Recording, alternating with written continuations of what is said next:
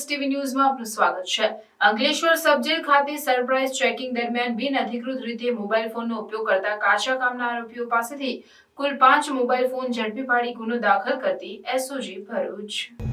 ભૂતકાળમાં ગુજરાત રાજ્યમાં વિવિધ જેલોમાંના પાકા તથા કાચા કામના કેદીઓ દ્વારા ગેરકાયદેસર મોબાઈલ ફોનનો ઉપયોગ કરી ગુનાહિત પ્રવૃત્તિ આચરતા હોવાના બનાવ બનેલ હોવાથી તકેદારીના ભાગરૂપે પોલીસ મહાનિરીક્ષક સંદીપસિંહ વડોદરા વિભાગ વડોદરા તથા પોલીસ અધિક્ષક મયુર ચાવડા ભરૂચનાઓ દ્વારા આપેલ સૂચના અને માર્ગદર્શનના આધારે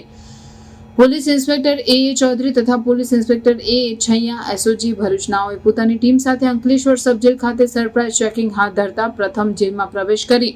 જેલર વિપુલભાઈ સુરઠિયાનાઓની ઓફિસની પહેલા આવેલ રૂમમાં 8 કેદીઓ હાજર હોય તેઓની ઝડપી તપાસ કરેલ તેમજ જેલરની ઓફિસના ટેબલ ઉપર કાચા કામનો આરોપી ચિરાગ રણછોડ પટેલનાઓનો મોબાઈલ ફોન તથા ટેબલના ડ્રોઅરમાંથી કાચા કામનો આરોપી દીપ રમેશભાઈ પટેલનાઓનો મોબાઈલ ફોન તેમજ જેલરની ઓફિસમાં હાજર કાચા કામના કેદી ચિંતન રાજુભાઈ પાનસુરિયા પાસેથી એક મોબાઈલ ફોન તથા જેલરની ઓફિસની પહેલા આવેલ રૂમમાં હાજર ભૌતિક હરેશભાઈ લુણગરિયાનાઓ